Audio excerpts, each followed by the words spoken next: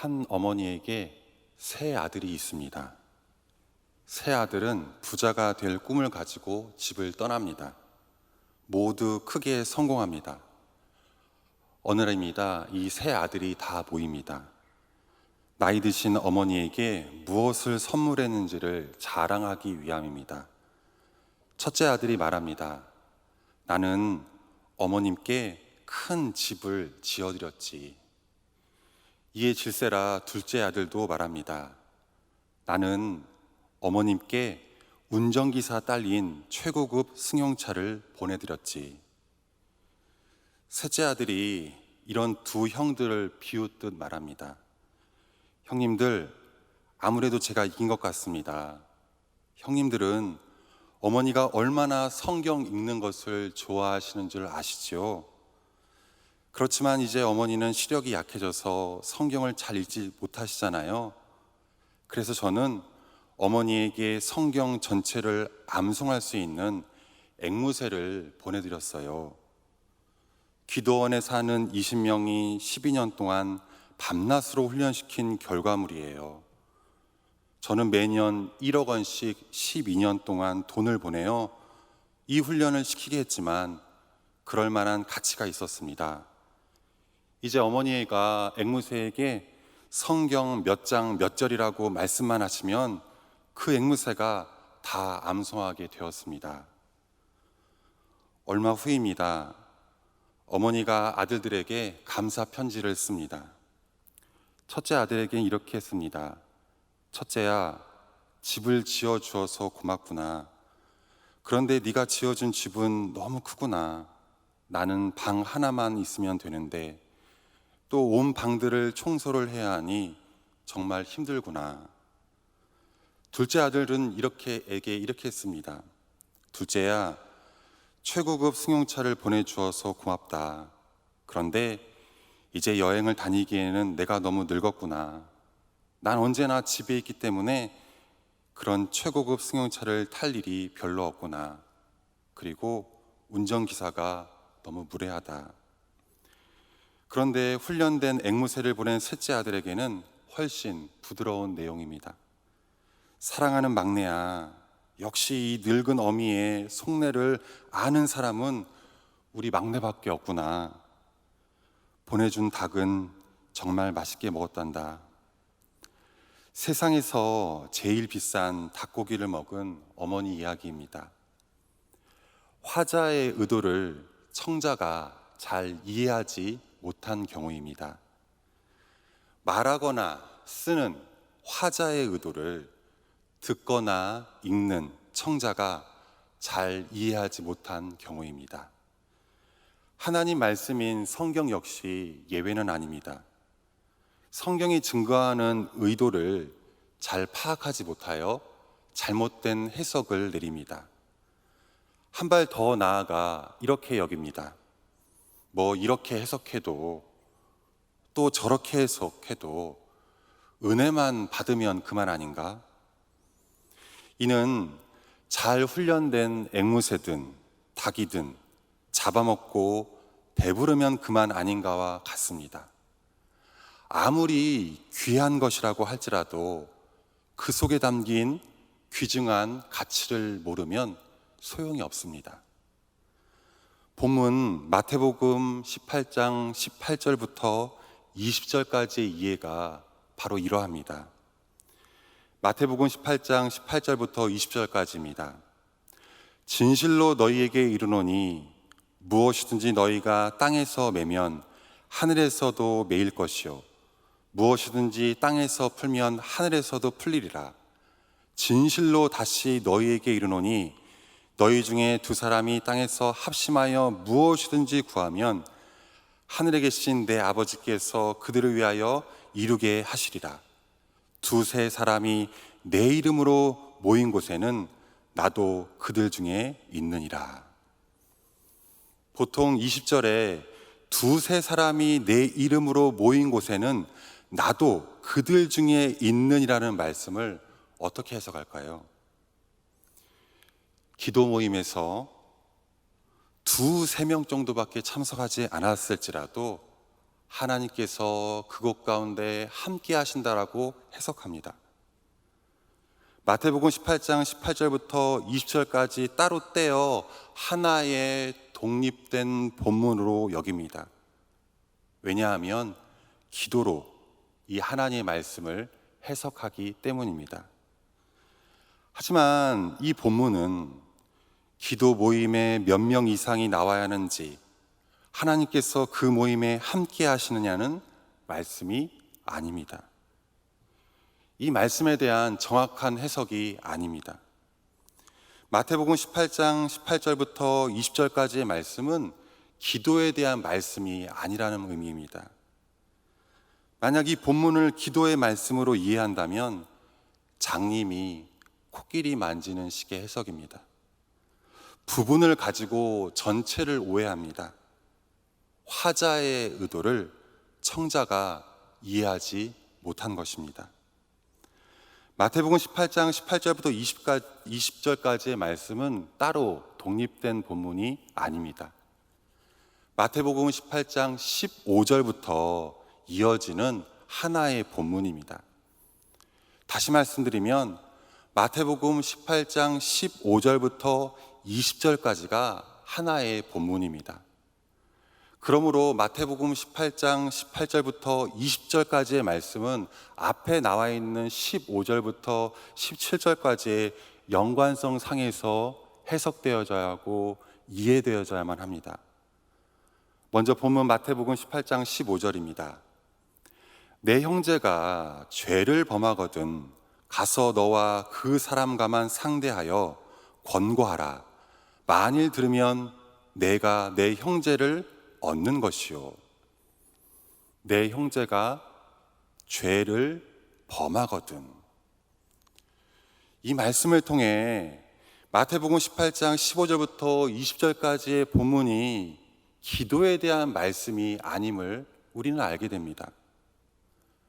바로 권징에 대한 말씀입니다.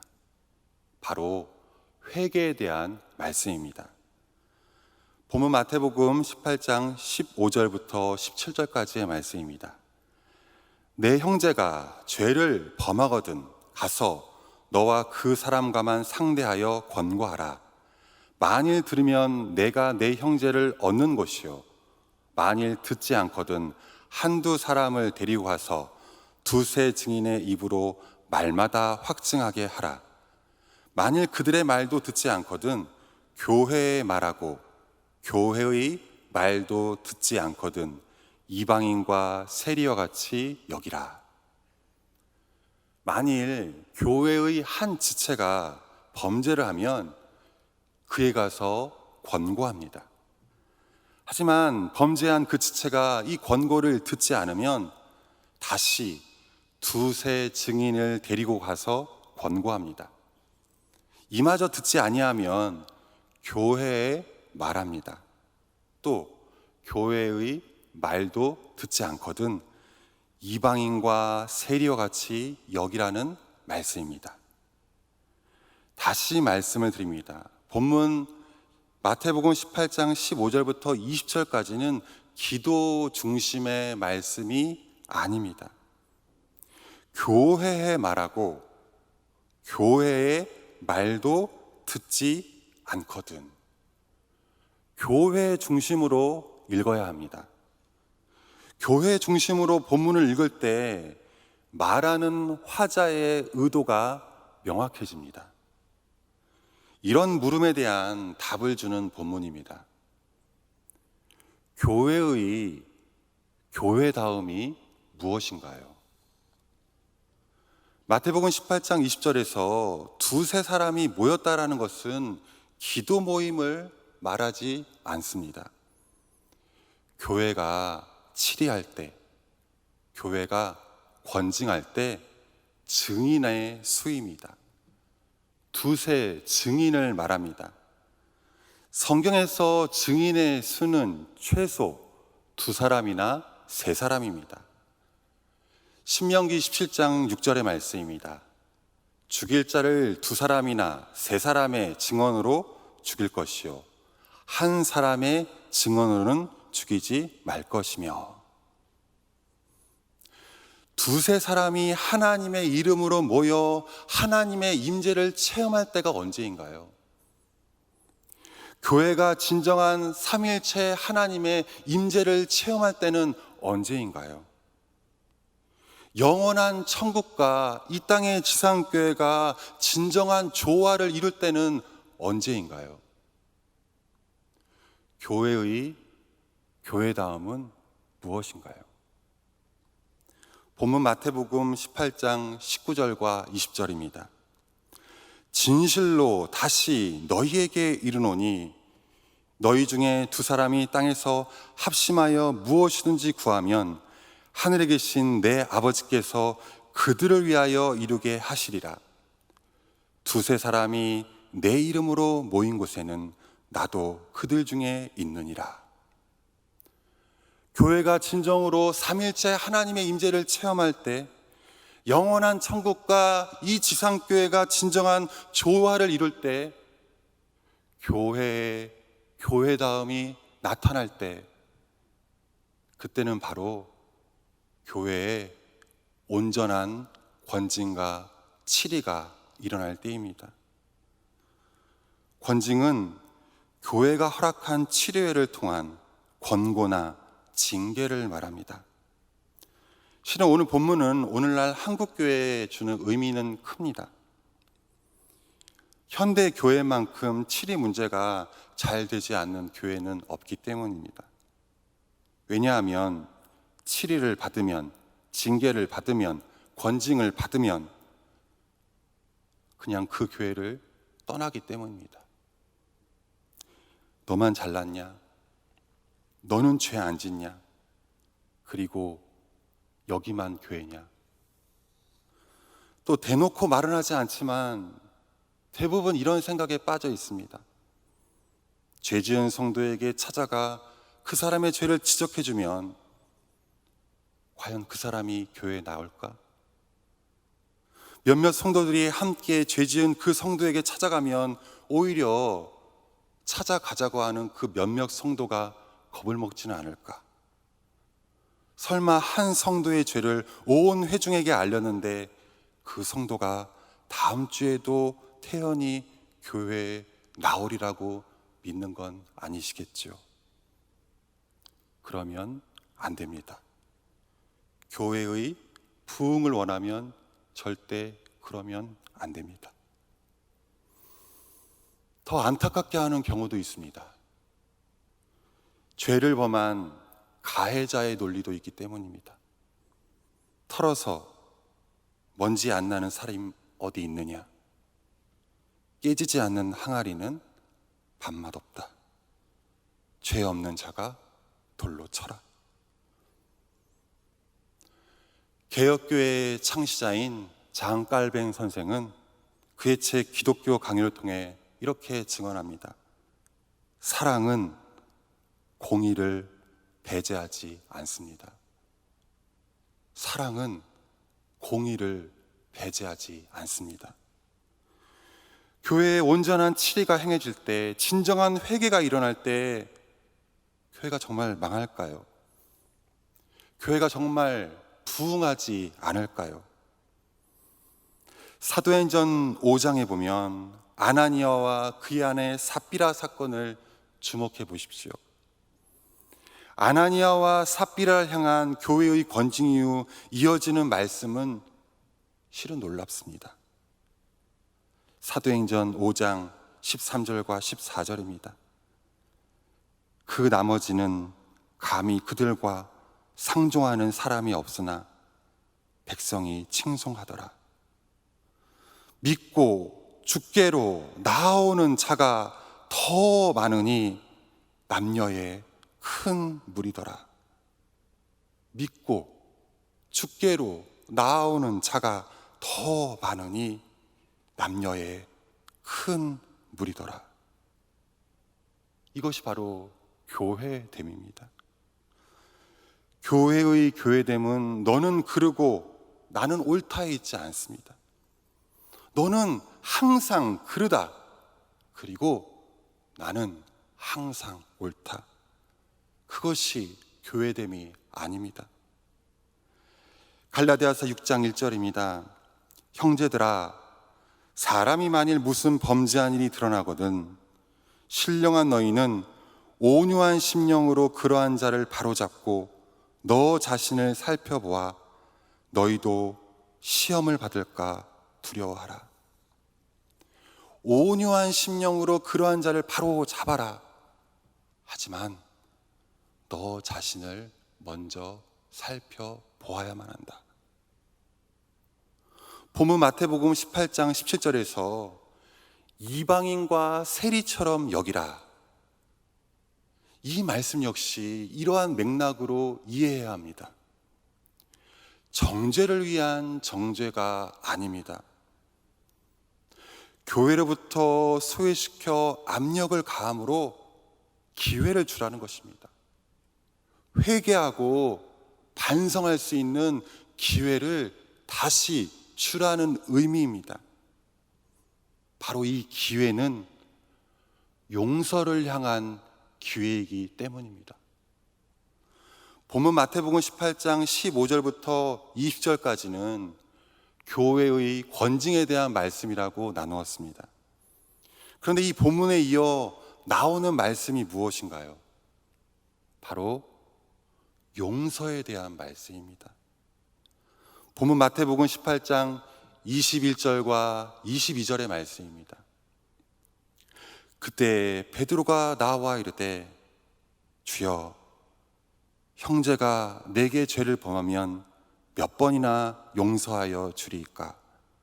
7번까지 하오리이까? 예수께서 이르시되 내게 이르노니 7번뿐만 아니라 7번을 70번까지라도 할지니라. 진정한 교회의 권징은 용서로 완성됩니다. 권징은 용서로 나아가야만 합니다. 먼저 우리 모두는 하나님 앞에서 스스로를 돌아봐야 합니다. 칠흑 같은 죄 앞에 피눈물을 흘리며 진정으로 회개해야 합니다. 그 회개를 통해 용서로 나아가야 합니다. 이것이 바로 하나님 나라의 모습입니다. 이것이 바로 이 땅 가운데 누리는 천국의 모습입니다. 본문 마태복음 18장 18절입니다. 진실로 너희에게 이르노니 무엇이든지 너희가 땅에서 매면 하늘에서도 매일 것이요 무엇이든지 땅에서 풀면 하늘에서도 풀리리라. 땅에서 무언가를 매면 하늘에서 매입니다. 또 땅에서 무언가를 풀면 하늘에서도 풀립니다. 무엇을 의미하는 걸까요? 분명 기도 중심으로 읽어서는 안 된다고 말씀드렸습니다. 여기서 매임과 풀림은 죄와의 관계입니다. 땅에서 매면, 즉 죄에 대하여 회개하고 회개하지 않고 또 용서하지 않으면 하늘에서 그 사람은 자기 죄에 매임을 당한다라는 뜻입니다. 또 땅에서 풀면, 즉 죄에 대하여 회개하고 진정한 용서가 일어나면 하늘에서 그 사람의 죄가 풀린다라는 의미입니다. 바로 이때 주께서 가르쳐 주신 기도의 강력한 능력이 드러납니다.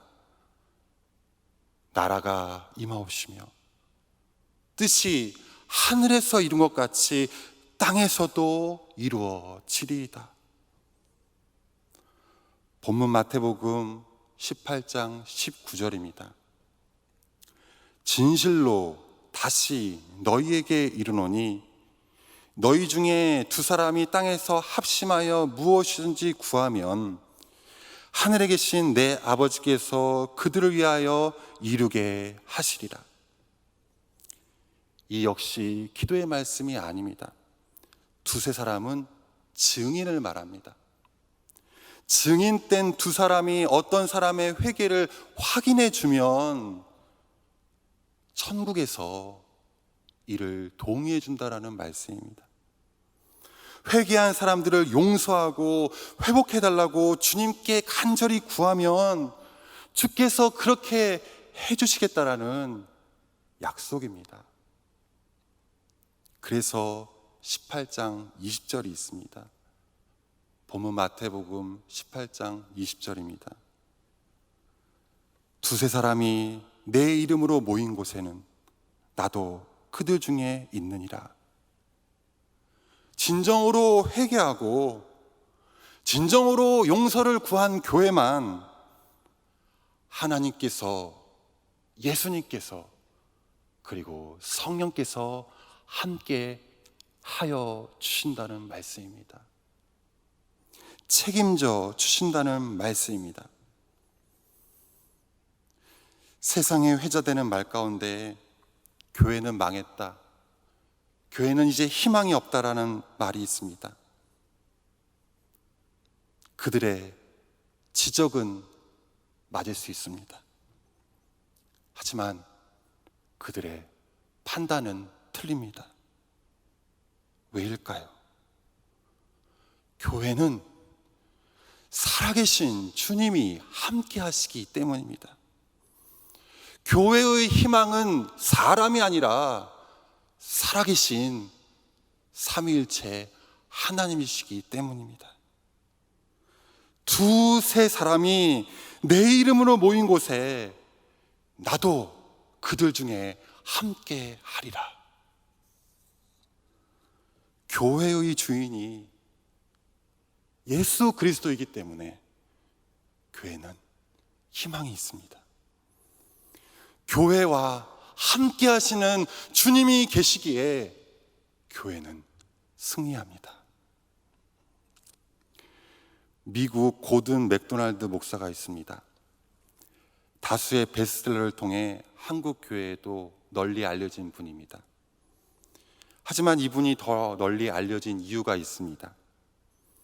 한창 목회를 하던 중에 성추문에 휩싸였기 때문입니다. 이 사건을 계기로 고든 맥도날드 목사는 목회를 그만둡니다. 다시는 설교할 수 없을 것이라고 여깁니다. 평범한 성도 중에 한 사람으로 교회를 다니기 시작합니다. 그 당시 이분의 고백입니다. 그 후 아내와 함께 교회 예배를 드리러 갈 때 나는 설교자도 아니고 지도자도 아니었다. 난 한 교인이었다. 많은 경험을 가진 사람들이 전해주는 말을 경청하려 노력했다. 영적으로 부서진 상태에서 예배를 드리러 갔었다. 아무도 나를 못 알아봤으면 하는 마음뿐이었다. 예배를 드리러 가면서 나는 항상 아주 조그마한 소망이라도 얻을 수 있을까 기대하곤 했었다. 하지만 내가 교회를 갈 때마다 그 소망이 여지없이 무너졌다. 성도들 간의 피상적인 교제, 목회자들의 뻔한 설교들이 내 마음의 부서진 상태를 도움을 주지 못했다. 나는 그때 아내에게 말했다. 내가 다시 목사가 된다면, 내가 다시 한 번이라도 말씀을 전하고 설교를 할 수 있게 된다면 나는 맨 먼저 마음을 다친 사람들에게 말씀을 전하겠다. 정말 나는 예배장 의자에 한 줄에 한 명씩의 부서진 마음을 부여잡고 그들의 마음을 위로하고 싶다. 그들은 진정 하나님 말씀을 듣길 원한다. 3년 후 맥도날드 목사는 같은 교회에 부르심을 받습니다. 회개와 용서를 통해 수많은 영혼을 주께로 인도합니다. 우리가 진정으로 이 땅 가운데 꿈꿔야 할 성숙한 교회는 어떤 교회인가요? 예수님을 천국에서 뵈는 그날, 목이 메이지 않고 기쁨에 눈물을 흘릴 수 있는 교회는 어떤 교회인가요? 바로 진정한 치리와 회개, 그리고 용서의 능력으로 회복되는 교회입니다. 이 사순절 기간, 진정한 교회, 성숙한 교회를 누리시는 저와 여러분 되시길 기도합니다. 아멘. 기도하겠습니다.